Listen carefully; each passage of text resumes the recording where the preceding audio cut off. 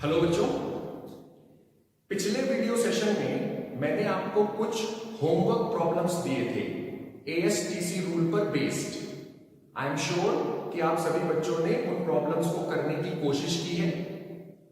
सबसे पहले जो होमवर्क प्रॉब्लम्स दिए गए थे, मैं उन प्रॉब्लम्स को सॉल्व करके दिखा रहा हूं। आप लोग मैच कीजिए, कहीं आपसे कोई गलती तो नहीं हो रही है।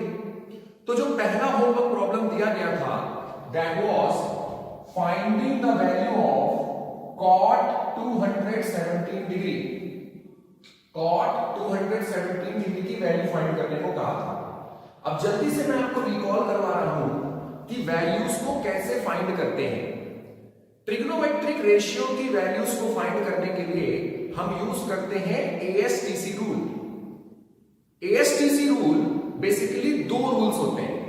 रूल नंबर 1, अगर 90 डिग्री या 270 डिग्री सामने आएंगे तो ट्रिग्नोमेट्रिक रेशियो अपने कॉम्प्लीमेंट्री रेशियो में चेंज हो जाएगा। आई रिपीट, 90 डिग्री या 270 डिग्री अगर सामने पड़ते हैं तो ट्रिग्नोमेट्रिक रेशियो अपने कॉम्प्लीमेंट्री रेशियो में चेंज हो जाता है। 180 डिग्री और 360 डिग्री अगर सामने पड़ते हैं तो ट्रिग्नोमेट्रिक रेशियो अपने कॉम्प्लीमेंट्री रेशियो में चेंज नहीं होता है। यानी जो ओरिजिनल ट्रिग्नोमेट्रिक रेशियो है वही सेम रेशियो बना रहता है। कब? अगर 180 डिग्री या 360 डिग्री सामने आते हो। रूल नंबर 2 एएसटीसी रूल है एंड रूल नंबर 2 की मदद से डिसाइड होता है कि ट्रिग्नोमेट्रिक रेशियो की वैल्यू पॉजिटिव आएगी या नेगेटिव आएगी। रूल नंबर 2 के लिए हम ये क्वाड्रेंट्स बनाते हैं। सभी को पता है ये फर्स्ट क्वाड्रेंट है, second quadrant, third quadrant and fourth quadrant. अगर हम एक्स एक्सिस से घूमना शुरू करें तो ये एंगल है 0 डिग्री। घूमते घूमते वाई एक्सिस पर पहुंचेंगे, एंगल हो जाएगा 90 डिग्री। वाई एक्सिस से नेगेटिव एक्स एक्सिस पे पहुंचेंगे, एंगल हो जाएगा 180 डिग्री। और नेगेटिव एक्स एक्सिस से नेगेटिव वाई एक्सिस पे जाएंगे तो एंगल हो जाएगा 270 डिग्री। यहां से वापस एक्स एक्सिस पे जाएंगे तो एक पूरा चक्कर कंप्लीट हो जाएगा, और एक पूरा चक्कर कंप्लीट होता है यानी एंगल हो जाएगा 360 डिग्री। एएसटीसी रूल ये है, एएसटीसी। ए का मतलब है ऑल, यानी फर्स्ट क्वाड्रेंट में all trigonometric ratios have positive values। S का क्या मतलब है?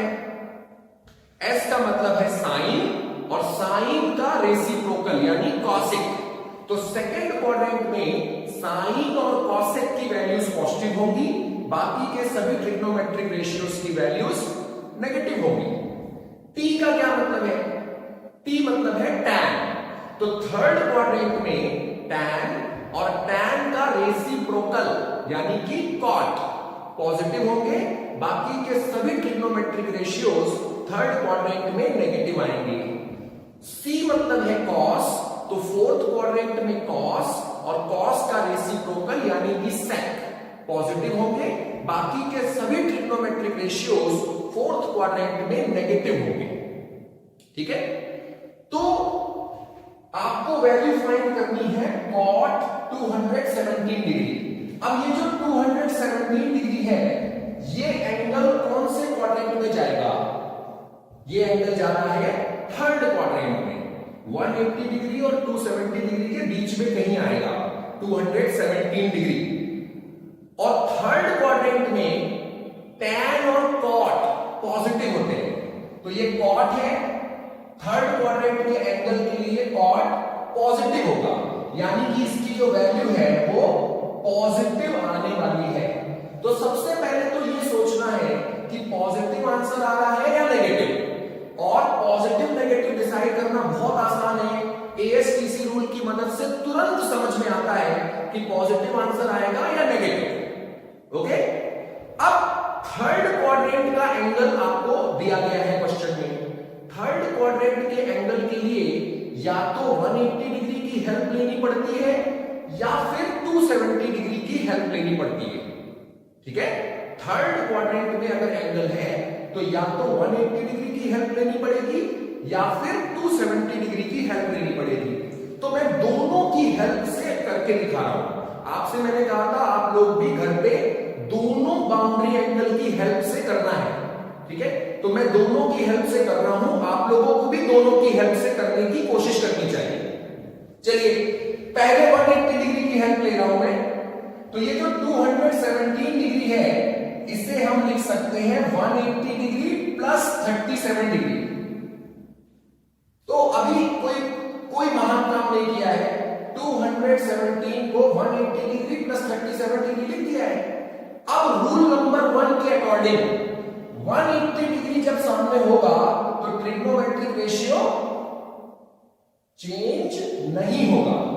तो 180 डिग्री सामने है इसलिए ये कॉट को कॉट ही रहने दो, 180 डिग्री को ड्रॉप कर देते हैं, 37 डिग्री रह गया। और हमने डिसाइड किया था कि ये पॉजिटिव आ रहा है, तो मैंने सिखाया था कि ड्रॉप करने के बाद जो आपने साइन डिसाइड किया है वो शो करना है, ठीक है? तो यहां पे हम साइन शो कर देते हैं, पॉजिटिव आंसर आना चाहिए तो पॉजिटिव यहां पे शो कर देंगे। कॉट 37 डिग्री की वैल्यू आपको याद ही होगी, कॉट 37 डिग्री की वैल्यू होती है 4/3, so the answer is +4/3। I am sure कि सभी बच्चों ने सही किया है। अभी मैंने 180 डिग्री की हेल्प से इस क्वेश्चन को सॉल्व करके दिखाया है। अब मैं 270 डिग्री की हेल्प से सेम क्वेश्चन करने जा रहा हूं, कॉट 217 डिग्री, ठीक है? सबसे पहला काम क्या होता है, सबसे पहले ये डिसाइड करेंगे कि आंसर पॉजिटिव आएगा कि नेगेटिव। तो 217 डिग्री थर्ड क्वाड्रेंट का एंगल है और थर्ड क्वाड्रेंट में कॉट की वैल्यू पॉजिटिव आएगी, तो डिसाइड हो गया पॉजिटिव आ रहा है। अब 217 डिग्री को हम 270 डिग्री की हेल्प से लिखेंगे, तो 217 डिग्री को लिख सकते हैं बच्चों 270 डिग्री माइनस 53 डिग्री। अब रूल नंबर 1, 270 डिग्री अगर सामने आता है तो ट्रिग्नोमेट्रिक रेशियो अपने कॉम्प्लीमेंट्री रेशियो में चेंज हो जाएगा। आई रिपीट, सामने 270 डिग्री आया है तो ये कॉट अपने कॉम्प्लीमेंट्री में चेंज हो जाएगा, और कॉट का कॉम्प्लीमेंट्री होता है बच्चों tan, तो कॉट बदल के tan हो गया। 270 डिग्री को ड्रॉप कर दो, 270 डिग्री ने अपना काम कर दिया, कॉट को tan बना दिया, तो अब इसकी जरूरत नहीं है, इसका काम हो गया। 53 डिग्री केवल रह गया, और हमने डिसाइड किया था कि पॉजिटिव आंसर है, तो ड्रॉप करने के बाद वाले स्टेप पे आपको साइन शो करना है, ठीक है? tan 53 डिग्री की वैल्यू आपको याद ही है, tan 53 डिग्री की वैल्यू होती है 4/3 और ये पॉजिटिव आंसर आना चाहिए। तो cot 217 डिग्री की वैल्यू इज +4/3। आपको मैंने कहा था कि आप लोग भी दोनों तरीकों से करें। आई एम श्योर ज्यादातर बच्चों ने मेरी बात मानी है, उन्होंने दोनों तरीकों से किया है। जो इंटेलिजेंट बच्चे हैं उनको मैं एडवाइस करूंगा कि अब हम लोगों ने 5-6 प्रॉब्लम कर लिए हैं, तो अब आप लोगों को समझ में आ गई है बात कि क्वेश्चंस को किया कैसे जाता है। तो मैं एडवाइस करूंगा कि अब आप लोग मेंटली करने की कोशिश करो, मतलब बिना पेन उठाए आपके सामने क्वेश्चन आया, आप मेंटली इसको सोचिए और आंसर तक पहुंचने की कोशिश करिए। मेरा ख्याल है कि ज्यादातर बच्चे इतने इंटेलिजेंट हैं कि उनको ये दोनों स्टेप लिखने की जरूरत नहीं है, आप बिना लिखे भी आंसर को सोच सकते हो, कोई बहुत बड़ी बात थोड़ी है। अभी 217 डिग्री थर्ड क्वाड्रेंट में आ रहा है, इसको मेंटली सोचा जा सकता है।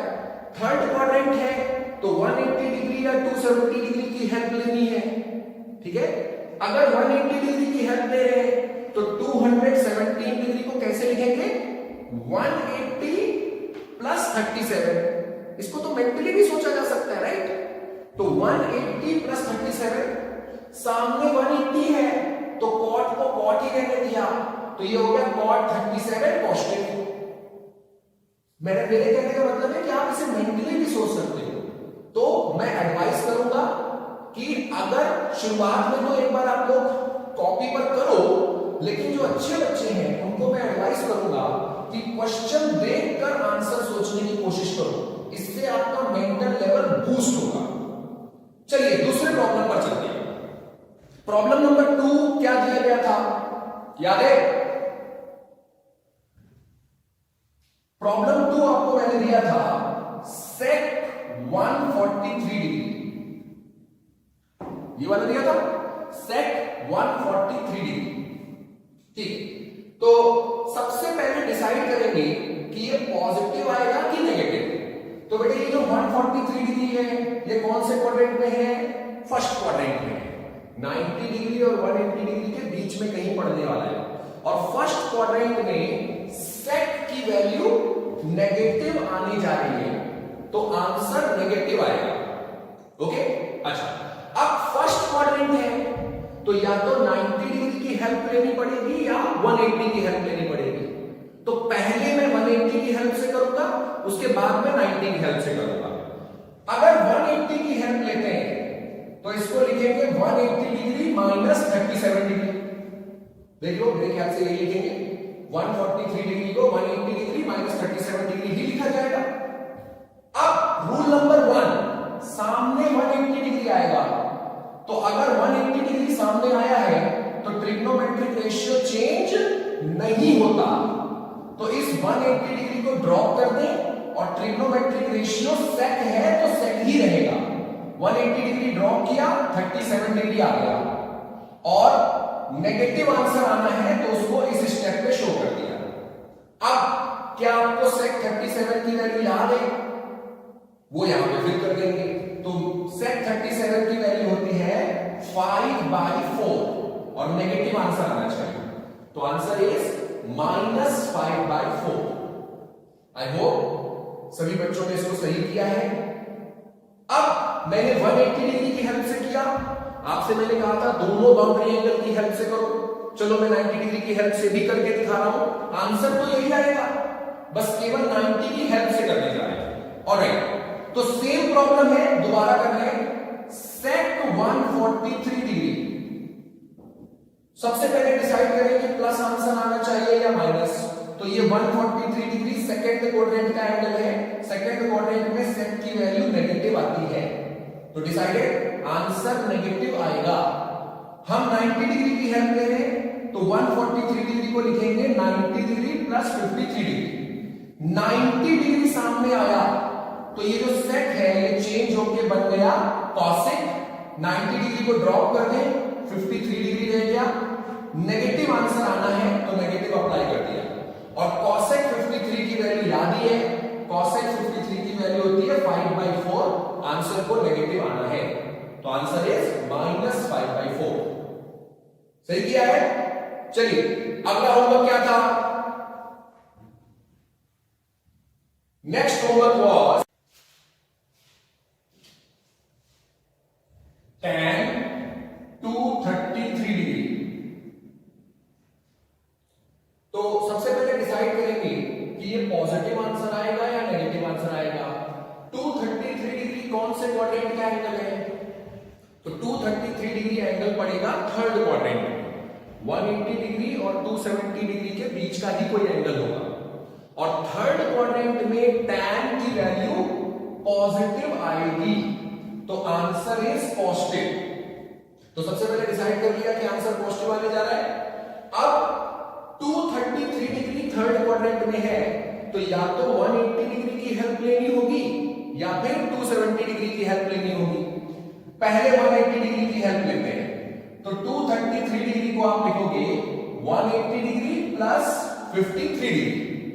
रूल नंबर 1, अगर 180 डिग्री सामने आया तो tan चेंज नहीं होगा, क्योंकि 180 डिग्री जब सामने होता है तो ट्रिग्नोमेट्रिक रेशियो चेंज नहीं होता, तो tan को tan ही रहने देते हैं, 180 डिग्री को कर देते हैं ड्रॉप, और 53 डिग्री बच गया। हमने डिसाइड किया था कि ये पॉजिटिव आने जा रहा है, पॉजिटिव साइन इस पे अप्लाई कर दिया। tan 53 की वैल्यू याद है? tan 53 की वैल्यू होती है 4/3, तो answer is positive 4/3। I am sure सभी बच्चों का ही सही हुआ होगा, ऐसा कोई भी बच्चा नहीं है जिससे गलती हुई हो, क्योंकि ये चीज बहुत ज्यादा आसान है।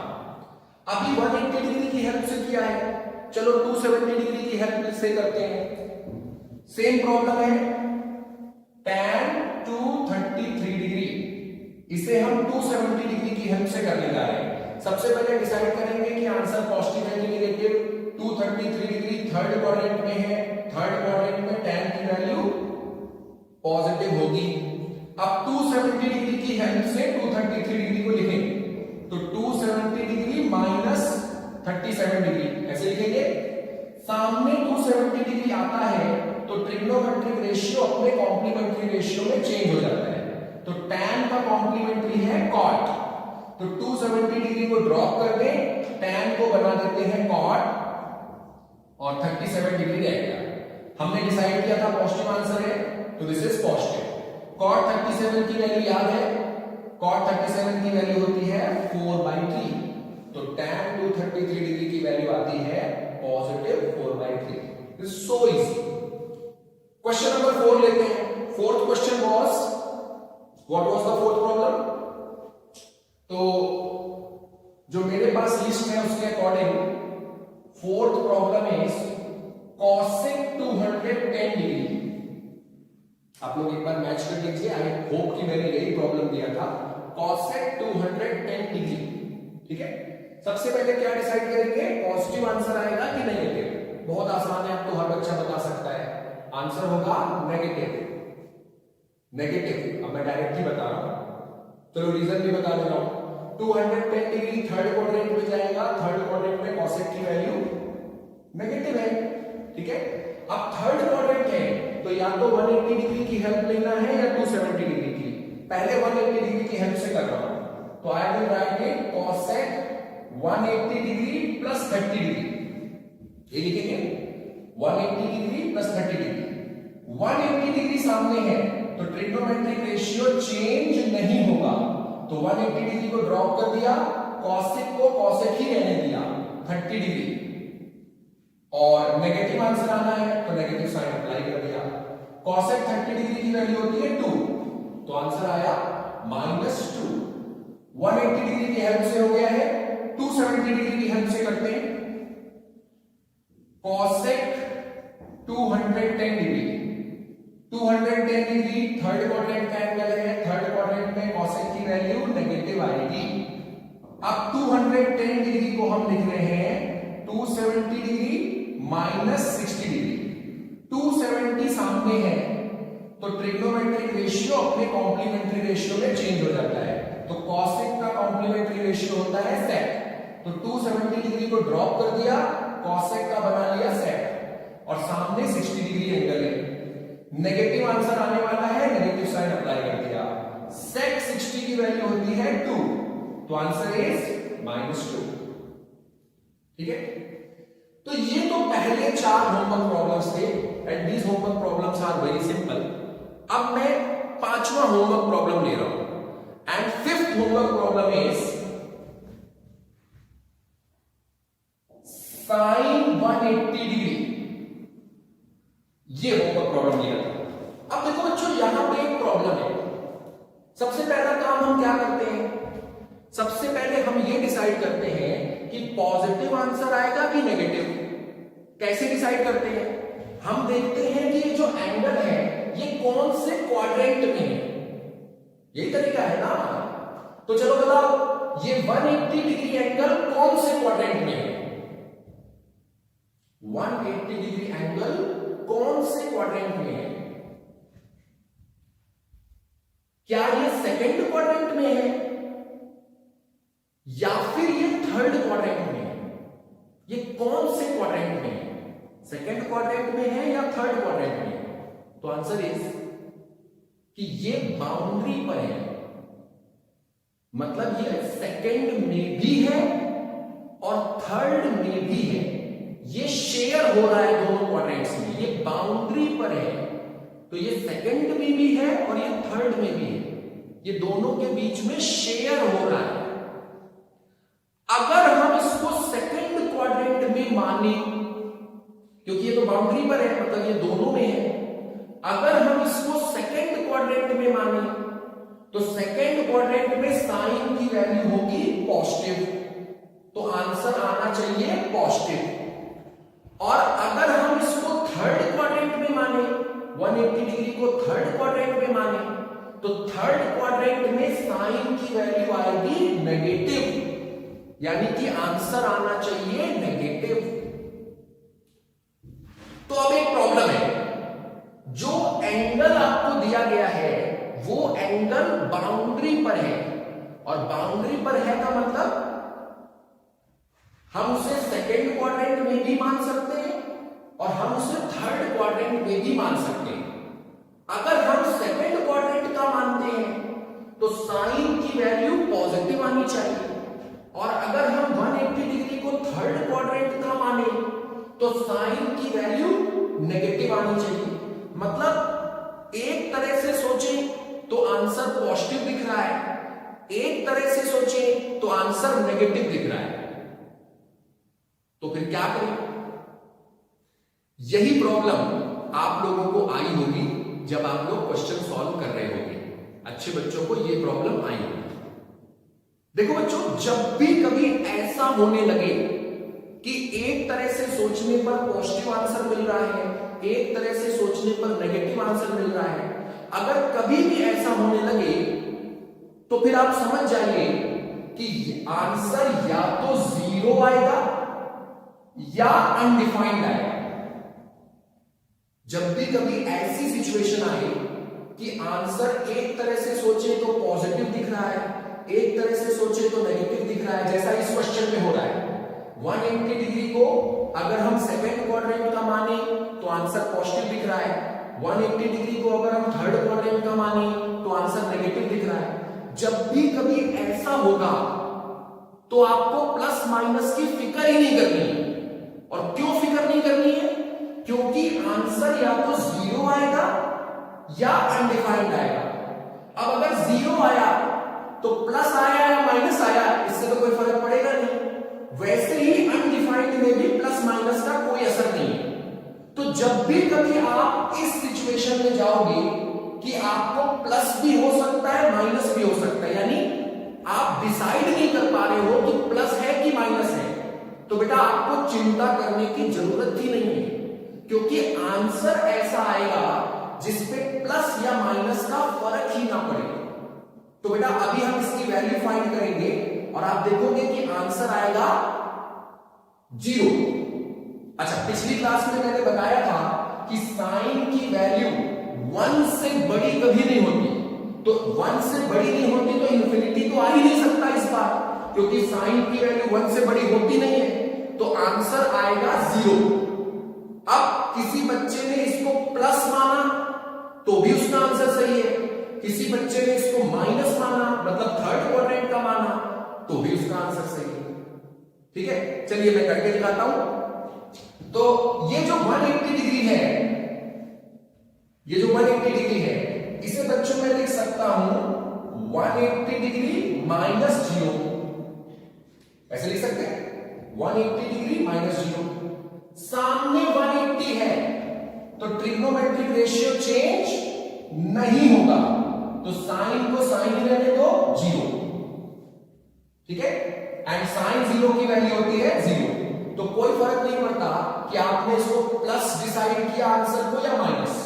ठीक है, तो जब भी कभी ऐसा होने लगे कि एक तरह से सोचने पर प्लस आंसर दिख रहा है, दूसरे तरह से सोचने पर माइनस आंसर दिख रहा है, तो आपको प्लस माइनस की चिंता करनी ही नहीं है। क्यों नहीं करनी है? क्योंकि ऐसे केस में आंसर या तो 0 आएगा या अनडिफाइंड आएगा। अब अगर 0 आ रहा है या अनडिफाइंड आ रहा है तो प्लस आ रहा है या माइनस आ रहा है, ये क्वेश्चन ही नहीं है, क्योंकि 0 ना तो प्लस होता है ना माइनस। ओके, अच्छा ऐसे भी कर सकते हैं, साइन 180 डिग्री का हमें वैल्यू फाइंड करनी है, तो इसे हम लिखें साइन 180 प्लस 0। ठीक है, सामने 180 है तो साइन को साइन ही लेंगे, 180 को ड्रॉप कर दें, एंड साइन 0 की वैल्यू होती है 0, क्योंकि 0 आंसर है तो प्लस हो या माइनस है इससे फर्क नहीं पड़ता। जो अच्छे बच्चे हैं उनको मैं एक बात बता रहा हूं। ठीक है, अब मेरी बात को ध्यान से सुनना जो मैं बताने जा रहा हूं। आप 180 डिग्री को 180 माइनस 0 भी लिख सकते हैं, 180 प्लस 0 भी लिख सकते हैं। जब आप 180 माइनस लिख रहे हैं 180 माइनस लिख रहे हैं, तो बेसिकली आप ऐसा बताने की कोशिश कर रहे हैं कि 180 से छोटा है। ध्यान से सुनना, जब आप 180 माइनस लिख रहे हैं तो आप ऐसा बताने की कोशिश कर रहे हैं कि 180 से कुछ छोटा, और कुछ छोटा मतलब आप ये बताने की कोशिश कर रहे हैं कि सेकंड क्वाड्रेंट। लेकिन अगर आपने 180 प्लस लिखा, 180 प्लस लिखा, तो आप कह रहे हैं 180 से ज्यादा, भले वो जीरो है, आगे जीरो है, लेकिन आप ये बताने की कोशिश कर रहे हैं कि 180 प्लस यानी 180 से बड़ा, तो you are entering into third quadrant. ठीक है, तो अगर आपने 180 माइनस लिखा है तो आप सेकंड क्वाड्रेंट के हिसाब से सोच रहे हो, और सेकंड क्वाड्रेंट में साइन की वैल्यू होती है पॉजिटिव, तो आपको चाहिए कि आप यहां प्लस दिखाएं। अगर आप 180 प्लस लिख रहे हो, 180 प्लस, तो आप थर्ड क्वाड्रेंट के हिसाब से सोच रहे हो, और थर्ड क्वाड्रेंट के हिसाब से साइन की वैल्यू होगी माइनस, तो आपको चाहिए कि आप यहां पे माइनस दिखाएं। हालांकि प्लस या माइनस से कोई फर्क नहीं पड़ेगा क्योंकि आंसर तो जीरो आने जा रहा है, लेकिन बेटा एक चीज होती है टेक्निकली करेक्ट। तो अगर आप यहां माइनस दिखाते हो तो दैट इज टेक्निकली करेक्ट, क्योंकि आपने 180 प्लस कहा, और 180 प्लस यानी आप थर्ड क्वाड्रेंट में घुस गए, और थर्ड क्वाड्रेंट में साइन की वैल्यू नेगेटिव रहती है, तो टेक्निकली यहां पे एक माइनस होना चाहिए। ध्यान दीजिए, अगर यहां जीरो ना होके कोई और नंबर होता तब तो आपने माइनस लिया होता ना, तो आप जीरो को भी एक नंबर की तरह ट्रीट करो। आप 180 प्लस कर रहे हो तो आप थर्ड क्वाड्रेंट में एंटर कर रहे हो, और थर्ड क्वाड्रेंट में साइन की वैल्यू माइनस है, तो टेक्निकली यहां पे एक माइनस होना चाहिए। लेकिन अगर किसी बच्चे ने ये माइनस नहीं लिखा तो कोई फर्क नहीं पड़ेगा, क्योंकि आंसर जीरो आना है। लेकिन कोशिश करिए कि आप टेक्निकली भी करेक्ट लिखिए। अच्छा, ऐसा भी कर सकते हैं, देखिए सेम प्रॉब्लम को कर रहे हैं, साइन 180 डिग्री। ठीक है, इसे हम यूं भी लिख सकते हैं, साइन 90 प्लस 90, ऐसे भी लिख सकते हैं। अब 90 सामने है, तो जब 90 सामने होता है तो ट्रिग्नोमेट्रिक रेशियो अपने कॉम्प्लीमेंट्री में चेंज हो जाता है। ठीक है, तो साइन हो गया कॉस, ये वाला 90 डिग्री ड्रॉप हो गया, तो ये बचा कॉस 90। अच्छा, एक बात और देखो, 90 प्लस, तो आप सेकंड क्वाड्रेंट की फीलिंग दे रहे हो। 90 प्लस, तो this is like you are going into second quadrant, और सेकंड क्वाड्रेंट में साइन की वैल्यू होती है पॉजिटिव, तो technically you should write a positive here. ठीक है, टेक्निकली एक पॉजिटिव यहां रहेगा। cos 90 की वैल्यू होती है 0, तो अगर किसी बच्चे ने प्लस नहीं लिखा तो आंसर तो उसका भी सही है, 0 आंसर है, तो प्लस माइनस से कोई फर्क नहीं पड़ता। लेकिन technically there is a mistake, you should express that it is positive. ठीक है, और एक और तरीका है इस क्वेश्चन को करने का, साइन 180 डिग्री। तो साइन 180 डिग्री को हम लिख सकते हैं sine 270 degree minus 90 degree. Okay, अब देखो 270 डिग्री सामने आया, 270 डिग्री, तो 270 डिग्री जब सामने होता है तो ट्रिग्नोमेट्रिक रेशियो अपने कॉम्प्लीमेंट्री में चेंज हो जाता है, तो साइन बन गया कॉस, तो ये 270 डिग्री को आप ड्रॉप कर दें, साइन को बना दें कॉस। ठीक है, 270 डिग्री ड्रॉप हुआ, 90 डिग्री रह गया। और बच्चों 270 माइनस, तो it is like third quadrant, और थर्ड क्वाड्रेंट में साइन की वैल्यू होती है नेगेटिव। cos 90 की वैल्यू है 0, और नेगेटिव का 0 पर कोई असर नहीं होता, तो इट्स 0। अगर किसी बच्चे ने नेगेटिव नहीं लिखा है, आंसर उसका सही आएगा। लेकिन मैं चाहता हूं कि मेरे स्टूडेंट्स बिल्कुल टेक्निकली सही क्वेश्चन सॉल्व करें, आपकी नॉलेज बिल्कुल क्रिस्टल क्लियर होनी चाहिए। भले ही आंसर 0 आ रहा है, लेकिन पिछले स्टेप पे माइनस दिखाना चाहिए। अगर किसी बच्चे ने नहीं दिखाया उसका भी गलत नहीं माना जाएगा, लेकिन हाँ एक टेक्निकल फॉल्ट तो आपने की है कि एक माइनस आना था, आपने नहीं लिखा, ठीक है, आप बच गए क्योंकि आंसर 0 आ गया, इसलिए माइनस नहीं लिखा तो काम चल गया। अगर 0 आंसर नहीं आना होता तो ये माइनस फिर इंपॉर्टेंट था, तो फिर गलती क्यों करें? Let us make ourselves technically correct also. समझ गए हो? अगर किसी बच्चे को कोई भी डिफिकल्टी रहती है यहां पर, you can call me at my number and you can get your doubt clarified, ठीक है? चलो अगला होमवर्क करते हैं, last homework problem. Last homework problem was cos 180 degree. अब ये बड़ा इंटरेस्टिंग है, cos 180 डिग्री, ये बहुत इंटरेस्टिंग है। तो जैसा कि मैंने आपको सिखाया, सबसे पहले डिसाइड करेंगे कि आंसर पॉजिटिव आने वाला है कि नेगेटिव। तो बताओ बेटा, ये 180 डिग्री एंगल कौन से क्वाड्रेंट में है? 180 डिग्री एंगल कौन से क्वाड्रेंट में है? सेकेंड क्वाड्रेंट में है कि थर्ड क्वाड्रेंट में है? आंसर इज कि ये एंगल बाउंड्री पर है, बाउंड्री पर है, मतलब इसे सेकेंड क्वाड्रेंट में भी माना जा सकता है, इसे थर्ड क्वाड्रेंट में भी माना जा सकता है। अगर किसी बच्चे ने इसको सेकेंड क्वाड्रेंट में माना, अगर किसी बच्चे ने सेकेंड क्वाड्रेंट में माना, तो सेकेंड क्वाड्रेंट में cos की वैल्यू होती है नेगेटिव, तो आंसर नेगेटिव आएगा। लेकिन अगर किसी बच्चे ने इसको थर्ड क्वाड्रेंट में माना, 180 डिग्री एंगल को थर्ड क्वाड्रेंट में माना, तो थर्ड क्वाड्रेंट में भी cos की वैल्यू होती है नेगेटिव, मतलब यहां पर कोई कंफ्यूजन नहीं है। आप चाहे सेकेंड क्वाड्रेंट के हिसाब से सोचें, चाहे थर्ड क्वाड्रेंट के हिसाब से सोचें, cos 180 को नेगेटिव ही आना है, तो यहां पर आंसर नेगेटिव होगा, यहां पे कोई कंफ्यूजन नहीं है। भले ही 180 डिग्री एंगल बाउंड्री पर है, लेकिन बाउंड्री में चाहे आप सेकेंड क्वाड्रेंट के हिसाब से सोचिए तो भी cos की वैल्यू नेगेटिव है, चाहे आप थर्ड क्वाड्रेंट के हिसाब से सोचिए तो भी नेगेटिव है।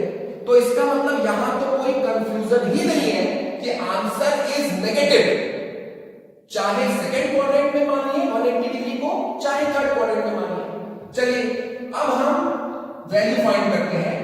180 डिग्री को मैं लिख देता हूं 180 प्लस 0, सामने 180 है तो ट्रिग्नोमेट्रिक रेशियो चेंज नहीं होगा, तो cos है तो cos ही रहेगा 0, और 180 प्लस, तो 180 प्लस यानी थर्ड क्वाड्रेंट, और थर्ड क्वाड्रेंट में cos की वैल्यू नेगेटिव, cos 0 की वैल्यू याद है 1, तो दिस टाइम आंसर इज -1। ऐसे भी कर सकते हैं, cos 180 डिग्री है, इसे हम लिखें cos 180 माइनस 0, सामने 180 आया तो ट्रिग्नोमेट्रिक रेशियो चेंज नहीं होगा, तो cos का cos ही रहा, 180 डिग्री को ड्रॉप कर दिया, और 180 माइनस, तो 180 माइनस करेंगे तो सेकेंड क्वाड्रेंट में जाना, एंड सेकेंड क्वाड्रेंट के लिए cos की वैल्यू नेगेटिव, cos 0 की वैल्यू 1 होती है, आंसर इज -1 अगेन। तीसरा तरीका, cos 180 डिग्री, तो इसको आप लिख सकते हो cos 90 डिग्री प्लस 90 डिग्री, ठीक। अब 90 सामने है, तो सामने 90 है तो cos बन जाएगा sin, तो ये पहले वाले 90 डिग्री को ड्रॉप कर दिया, cos को बना दिया sin, तो ये हो गया sin 90, एंड 90 प्लस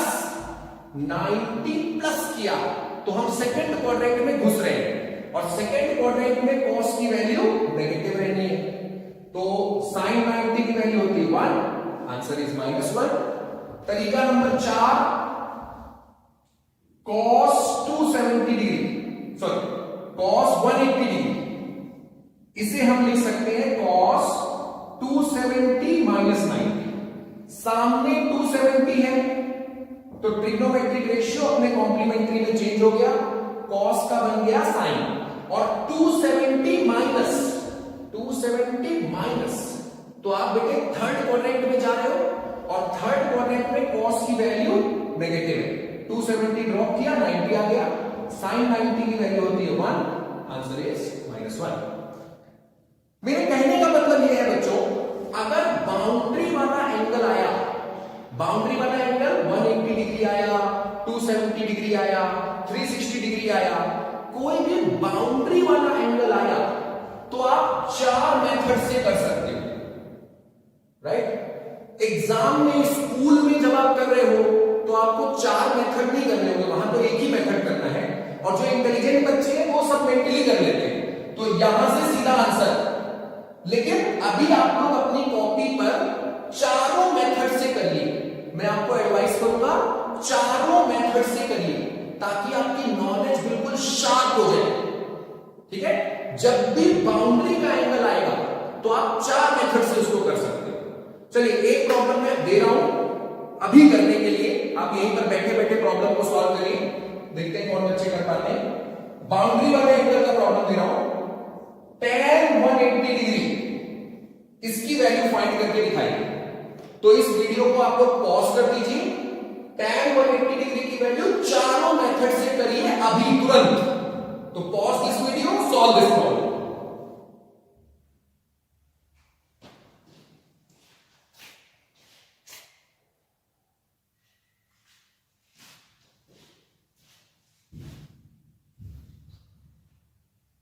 ऑलराइट बच्चों, आपने वीडियो को पॉज करके ये प्रॉब्लम सॉल्व कर लिया होगा। अब मैं इसको सॉल्व करके दिखा रहा हूं। सबसे पहले डिसाइड करेंगे कि आंसर पॉजिटिव आएगा या नेगेटिव। तो ये जो 180 डिग्री एंगल है ये कौन से क्वाड्रेंट में है? क्या ये सेकंड क्वाड्रेंट में है या फिर ये थर्ड क्वाड्रेंट में है? तो राइट आंसर इज कि 180 डिग्री ना तो सेकंड क्वाड्रेंट में है ना थर्ड में, ये बाउंड्री पर है, मतलब ये सेकंड और थर्ड क्वाड्रेंट दोनों में शेयर हो रहा है। अगर हम 180 डिग्री को सेकंड क्वाड्रेंट का एंगल माने तो सेकंड क्वाड्रेंट के लिए tan की वैल्यू आएगी नेगेटिव। तो tan 180 डिग्री का आंसर आना चाहिए नेगेटिव। और अगर हम 180 डिग्री को थर्ड क्वाड्रेंट का एंगल माने तो tan की वैल्यू होगी पॉजिटिव, यानी tan 180 डिग्री आना चाहिए पॉजिटिव अगर हम 180 डिग्री को थर्ड क्वाड्रेंट का माने। तो अगर हम सेकंड क्वाड्रेंट का माने तो आंसर नेगेटिव आएगा, अगर हम थर्ड क्वाड्रेंट का माने तो आंसर पॉजिटिव आएगा। एक तरह से सोचे तो नेगेटिव दिख रहा है, एक तरह से सोचे तो पॉजिटिव दिख रहा है। अभी बताया था कि ऐसे केस में आपको नेगेटिव पॉजिटिव की चिंता नहीं करनी है, क्योंकि जब भी ऐसा केस होगा आंसर क्या आएगा, या तो 0 आएगा या अनडिफाइंड आएगा। और 0 आया या अनडिफाइंड आया तो इस बात से फर्क नहीं पड़ता कि प्लस आ रहा है या माइनस। तो जब भी ऐसी सिचुएशन है जिसमें एक तरह से सोचने पर आंसर प्लस आ रहा है, एक तरह से सोचने पर आंसर माइनस आ रहा है, तो आप वहां पर प्लस और माइनस की चिंता करिए ही मत। तो चलो इसको सॉल्व करते हैं। tan 180 डिग्री, इसे मैं 180 प्लस 0 लिख दूं। अब 180 सामने है तो ट्रिग्नोमेट्रिक रेशियो चेंज नहीं होगा, तो 180 को ड्रॉप कर दिया, tan को tan ही रहने दिया, तो ये 180 ड्रॉप हो गया, tan 0। और 180 प्लस तो हम थर्ड क्वाड्रेंट वाली फीलिंग से कर रहे हैं, राइट। एंड थर्ड क्वाड्रेंट में tan की वैल्यू होती है पॉजिटिव, tan 0 की वैल्यू इज 0। अब प्लस या माइनस का कोई फर्क नहीं पड़ेगा, लेकिन ऊपर हमने प्लस इसलिए लिखा है क्योंकि 180 प्लस करेंगे तो थर्ड क्वाड्रेंट में घुसने की कोशिश कर रहे हैं, एंड थर्ड क्वाड्रेंट में पॉजिटिव रहता है। ओके, मेथड 2 देखते हैं। आप इसको ऐसे भी कर सकते हो, tan 180 डिग्री, तो इसे हम लिख दें tan 180 डिग्री माइनस 0 डिग्री। 180 सामने है तो ट्रिग्नोमेट्रिक रेशियो चेंज नहीं होगा, तो tan को tan ही रहने देते हैं, 180 को कर देते हैं ड्रॉप, तो दिस बिकम्स tan 0। और 180 माइनस, तो 180 माइनस करेंगे तो सेकंड क्वाड्रेंट में जा रहे हैं, और सेकंड क्वाड्रेंट में tan की वैल्यू नेगेटिव, तो आंसर इज tan 0 की वैल्यू होती है 0, और 0 है तो माइनस प्लस से कोई फर्क नहीं पड़ता। ऐसा भी कर सकते हैं, tan 180 डिग्री, इसे हम लिख दे tan 90 डिग्री प्लस 90 डिग्री। ठीक है, अब 90 डिग्री सामने आया तो ट्रिग्नोमेट्रिक रेशियो हो जाएगा चेंज, तो tan हो गया cot, 90 डिग्री ड्रॉप कर दे, 90 डिग्री रह गया, एंड 90 प्लस का मतलब सेकेंड क्वाड्रेंट में tan की value negative, okay, and cot 90 की वैल्यू होती है 0 है, तो इस माइनस का कोई मीनिंग नहीं है, लेकिन फिर भी समझदार बच्चे ये माइनस जरूर शो करें। ठीक है, क्यों शो करना जरूरी है? क्योंकि आप 90 प्लस बोल रहे हो और 90 प्लस का मतलब आप सेकेंड क्वाड्रेंट बोल रहे हो, सेकेंड क्वाड्रेंट में tan की वैल्यू माइनस होती है, इसलिए टेक्निकली यहां पे माइनस को शो करना जरूरी है। अगर किसी बच्चे ने नहीं किया तो भी उसका गलत नहीं माना जाएगा, क्योंकि आंसर 0 आ रहा है, लेकिन गलत नहीं है, फिर भी आप कोशिश करिए कि इस माइनस को शो करें, दैट इज मोर करेक्ट।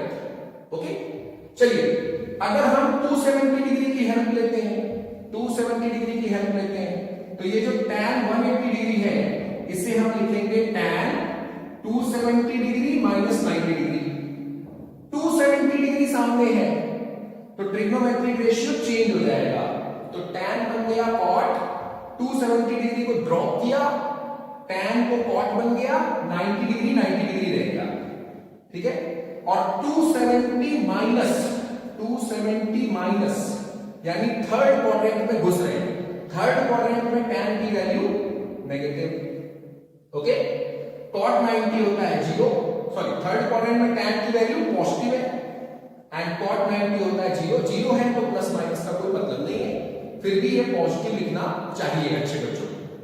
तो आंसर 0 आ रहा है, और जैसा कि मैंने कहा था कि जब भी आप बाउंड्री पर हो, ऐसी सिचुएशन में हो कि एक तरफ से सोचने पर आंसर नेगेटिव फील हो रहा है, दूसरे तरफ से सोचने पर आंसर पॉजिटिव फील हो रहा है, ऐसे केस में आंसर या तो 0 आएगा या अनडिफाइंड आएगा, तो फिर प्लस माइनस का कोई फर्क नहीं पड़ेगा। तो जैसे 0 आंसर आ रहा है तो प्लस माइनस की चिंता करने की जरूरत ही नहीं। तो आई होप कि अब आप लोग ये बाउंड्री वाले एंगल्स को भी हैंडल कर लोगे। तो मैं आपको कुछ क्वेश्चंस होमवर्क के लिए दे रहा हूं, बाउंड्री वाले एंगल्स दूंगा, और बाउंड्री वाले एंगल्स को आप 4 मेथड से कर सकते हो। आई विल एडवाइज यू कि हर बच्चे को ये चारों मेथड करने चाहिए, that will make you perfect. ठीक है, तो होमवर्क प्रॉब्लम्स दे रहा हूं, करने की कोशिश करना घर पे। साइन 270 डिग्री, बताओ बेटे प्लस होगा कि माइनस? तो 270 डिग्री कौन से क्वाड्रेंट में है? आंसर इज 270 डिग्री बाउंड्री पर है, मतलब ये थर्ड क्वाड्रेंट और फोर्थ क्वाड्रेंट में शेयर हो रहा है। अगर हम थर्ड क्वाड्रेंट में माने तो साइन की वैल्यू नेगेटिव आ रही है, और अगर हम फोर्थ क्वाड्रेंट में माने तो भी साइन की वैल्यू नेगेटिव आ रही है, मतलब यहां पे तो कोई कंफ्यूजन है ही नहीं, ये तो नेगेटिव ही आएगा। ठीक है, तो फिलहाल यहां पे कोई कंफ्यूजन नहीं है, आप 270 डिग्री को थर्ड क्वाड्रेंट का माने या फोर्थ क्वाड्रेंट का माने। ठीक, अगला होमवर्क है cos 270 डिग्री। अब इसमें कंफ्यूजन है, अगर 270 डिग्री को फोर्थ क्वाड्रेंट का माने तो आंसर पॉजिटिव होगा, और अगर 270 डिग्री को थर्ड क्वाड्रेंट का माने तो आंसर नेगेटिव होगा। तो एक तरह से सोचे तो पॉजिटिव दिख रहा है, एक तरह से सोचे तो नेगेटिव दिख रहा है। ऐसे केस में आंसर या तो 0 आना होता है या अनडिफाइंड आना होता है। तो समझदार बच्चे समझ गए होंगे कि आंसर आएगा 0, क्योंकि cos की वैल्यू कभी अनडिफाइंड तो आती ही नहीं, -1 से +1 के बीच में ही आती है, राइट?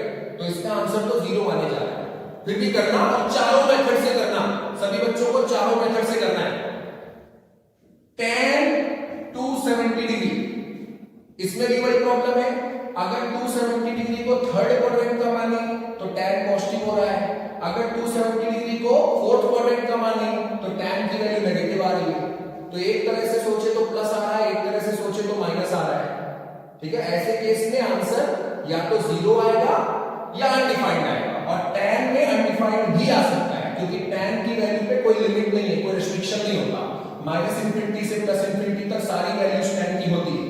तो यहां 0 भी आ सकता है या अनडिफाइंड भी आ सकता है। अब आप सोचना कि क्या आएगा, ये मैं होमवर्क के लिए छोड़ रहा हूं। एक और क्वेश्चन दे रहा हूं होमवर्क के लिए, sin 300 390 डिग्री। देखते हैं इसको कौन करके आएगा, साइन 390 डिग्री। तो ये 4 प्रॉब्लम्स मैं आपके लिए होमवर्क के लिए छोड़ रहा हूं, आप वीडियो को पॉज कर दीजिए और ये चारों होमवर्क प्रॉब्लम्स नोट कर लीजिए। अगले वीडियो सेशन में मैं सबसे पहले ये होमवर्क प्रॉब्लम सॉल्व करूंगा, फिर कुछ आगे की बात करेंगे। तो फिलहाल आप लोग वीडियो पॉज करके ये होमवर्क नोट कर लीजिए। Do it.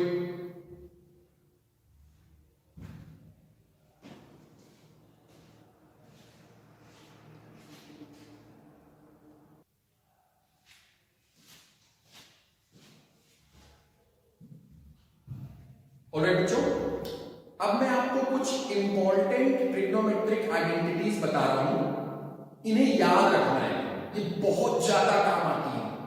तो this are must to remember. एक दो जो मैं बताऊंगा वो तो आपको पहले ही 9th क्लास में बताए गए थे, तो वो तो सारे बच्चों को याद ही होंगे। कुछ आपके लिए नए होंगे तो उनको आपको याद रखना है, ठीक है। तो पहली ट्रिग्नोमेट्रिक आइडेंटिटी है sine square a plus cos square a equal to 1। I hope सभी बच्चों को याद होगी ये। आप लोगों ने इसको कुछ ऐसे याद किया होगा, sine square theta plus cos square theta equal to 1, ठीक है। अभी मैं इसको लिख रहा हूं sine square a plus cos square a equal to 1, ठीक है। दूसरी ट्रिग्नोमेट्रिक आइडेंटिटी है sec square a minus tan square a equal to 1। ये भी 9th क्लास में पढ़ाई जाती है, जिनको नहीं याद है आज के बाद याद होनी चाहिए। आप समझ नहीं सकते हो कि ये कितने ज्यादा इंपॉर्टेंट है।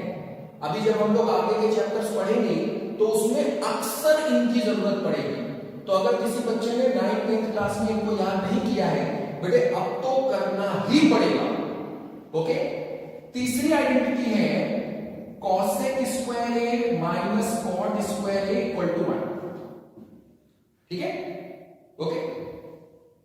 जो पहली वाली आइडेंटिटी है इसकी मदद से हम कई बार कॉस स्क्वायर ए को हटा के 1 माइनस साइन स्क्वायर ए लिख देते हैं, या फिर साइन स्क्वायर ए को हटा के 1 माइनस कॉस स्क्वायर ए लिख देते हैं। कई बार हम लोग ऐसा करते हैं। दूसरी वाली आइडेंटिटी की मदद से हम लोग कई बार सेक स्क्वायर ए को हटा के 1 प्लस tan स्क्वायर ए लिख देंगे, या फिर tan स्क्वायर ए को हटा के हम लिख देंगे sec square a minus 1। Third वाली आइडेंटिटी की मदद से cosec स्क्वायर ए को लिख सकते हैं 1 प्लस cot स्क्वायर ए,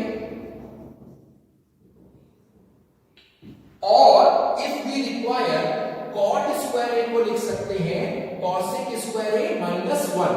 ये cot स्क्वायर ए उधर गया पॉजिटिव, ये 1 इस तरफ आया नेगेटिव। तो ये जो cot स्क्वायर ए है इसे हम लिख सकते हैं cosec स्क्वायर ए माइनस 1, ठीक है। तो आप लोग ये इसके जो बेसिक वर्जन है ये याद रखो, ठीक है। इसी की मदद से ये दोनों भी लिखे जा सकते हैं, बीच वाले की मदद से इसको ऐसे लिख सकते हैं और लास्ट वाले को ऐसे भी लिख सकते हैं, ठीक है। ज्यादातर बच्चे इस फॉर्मेट में याद रखते हैं।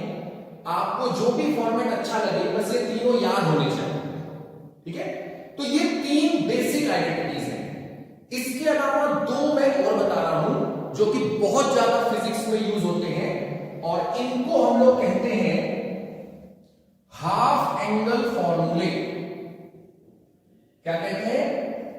हाफ एंगल फॉर्मूले। हाफ एंगल फॉर्मूले कहते हैं, कई बार इसी को डबल एंगल फॉर्मूले भी कहते हैं।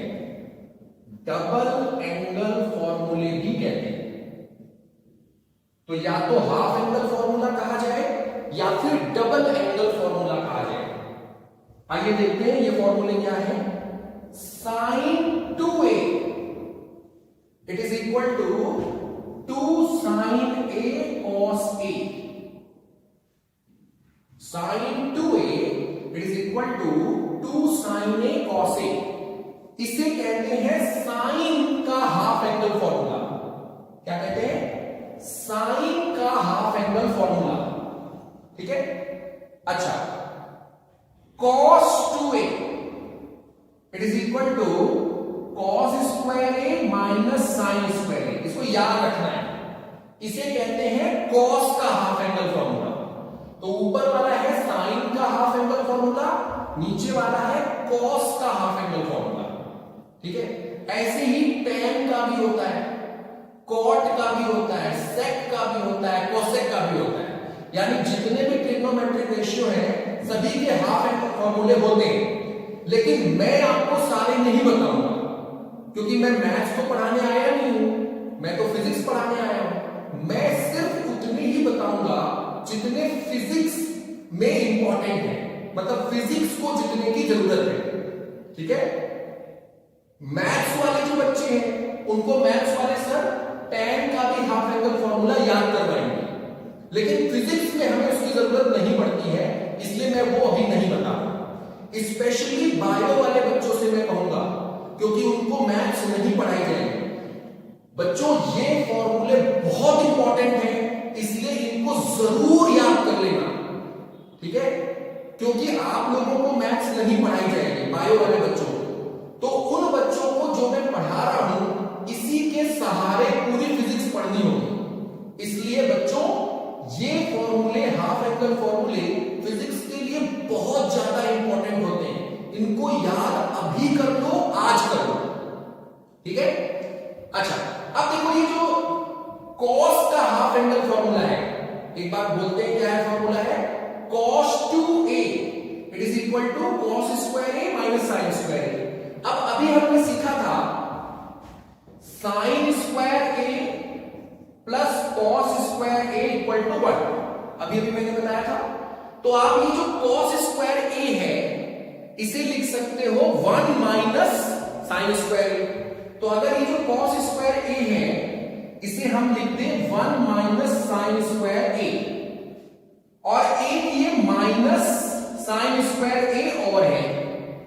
अब देखो minus sine square a minus sine square a दो बार आया, तो बेसिकली इसको लिख सकते हैं 1 minus 2 times sign square a, ऐसे लिख सकते हैं।